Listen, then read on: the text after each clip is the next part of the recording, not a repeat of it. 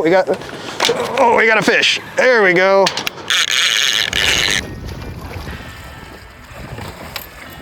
Hi, I'm Travis Apgar with CDFW. We're out here at Montezuma Slough today, and we're going to be showing you how to fish for white sturgeon. We're out here with some other crew members, and they're going to be helping us tag and release any sturgeon that we might catch today. White sturgeon fishing is a very thrilling experience, so hopefully we get on some fish today. We can show you how it's done. So we're using a combination of nautical charts and the fish finder to locate sturgeon. So when you see a sturgeon on the fish finder, they have a very distinctive arc that you can use to tell where they're holding. So normally they're going to be holding near the bottom. And what we're looking for here in this particular location is that we have deep water adjacent to a shallow shelf. So they're going to move up onto the shallow shelf to feed and then back down into the deeper water to hold and rest. As we're driving along here, we're going to be trying to find a congregation of sturgeon, and then we're going to pull upstream of them or up current, and then we're going to anchor up and send our bait stack down to them. Look at this one. Oh yeah, that's a sturgeon right there. So what we're going to be doing is setting the anchor, which will allow us to set out our bait. So John is going to be putting the anchor out, which will hold us in place. Yeah, that's not a bad spot to be. Good depth, good current.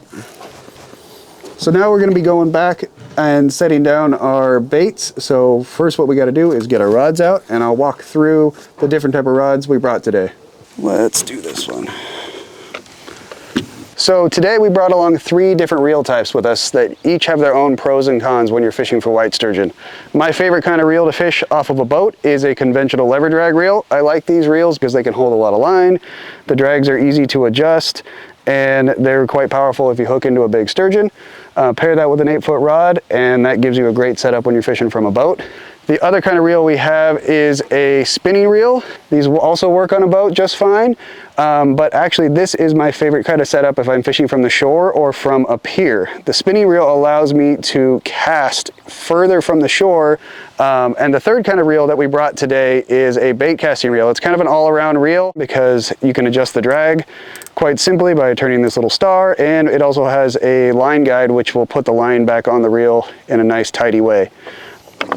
Now let's just lay these out here. We typically use pyramid weights of different sizes depending on how strong the current is. Today I brought weights ranging from 4 to 16 ounces, which will help me spread out my lines and hold the bait on the bottom. Typically what I do when I'm fishing more than one rod is that I will have the heavier weights on the rods that are on the sides of the boats, so that will keep the lines from drifting into the ones that I have set back in the middle. So this is the leader that we're going to be using today. This is a size 10 barbless hook on a 100-pound monofilament line, and we even have a little bit of an extra weight here to keep our bait on the bottom. It's really important. The regulations are that all hooks when sturgeon fishing must be barbless so that they're easier to remove and they don't harm the fish as much. One of the big things that you're going to want to look for in a sturgeon leader is that you want it to be about, anywhere from 2 to 4 feet long, as well as a heavy enough material. In this case, we have a 100-pound monofilament, but you can also use Dacron. We have a sliding sinker attachment, which we're going to be putting our pyramid weights on.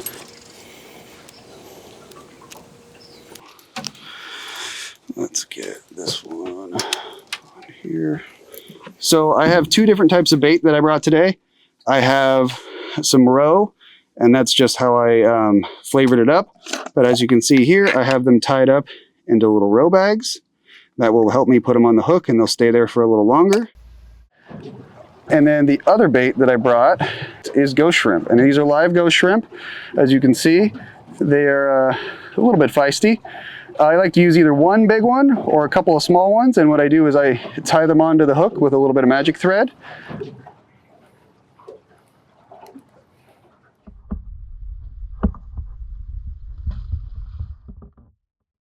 Since we're fishing on a boat and we have other people on board, my preferred way to do a cast is to actually swing it from the side of the boat.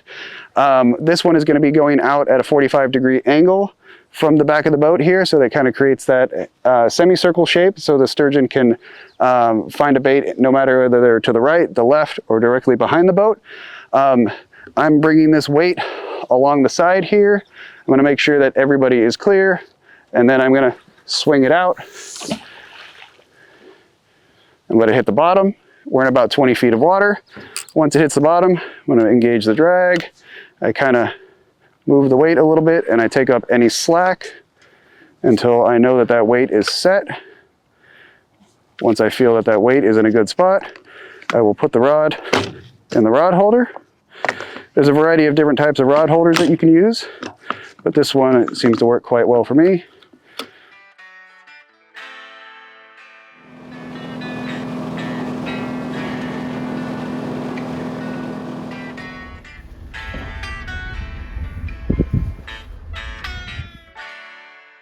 So now we're out fishing the main channel of Sassoon Bay over by the Benicia Bridge, and because it's a little windier out here and we have some stronger currents, I'm actually swapping out the rod holders for these balancers, which will help us keep our baits in place because it'll allow the rods to move a little bit while the boat is kind of swinging in the current. So I'm going to put these balancers out and we'll be able to see how they work when they're all deployed.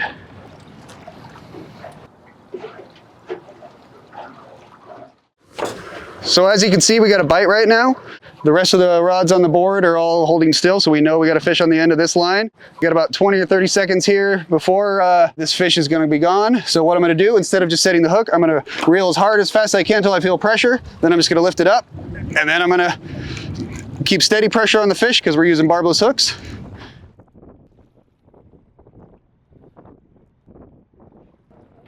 Because we're using barbless hooks, the entire time we're fighting this fish, we need to keep steady pressure on it so that barbless hook doesn't come out.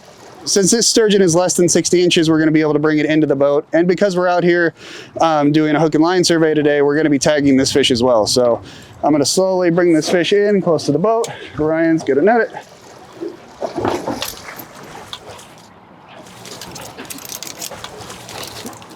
So now that we have this fish, we're going to get it set up and we're actually going to be tagging this fish and taking other measurements from it as well so that we can contribute to our sturgeon research.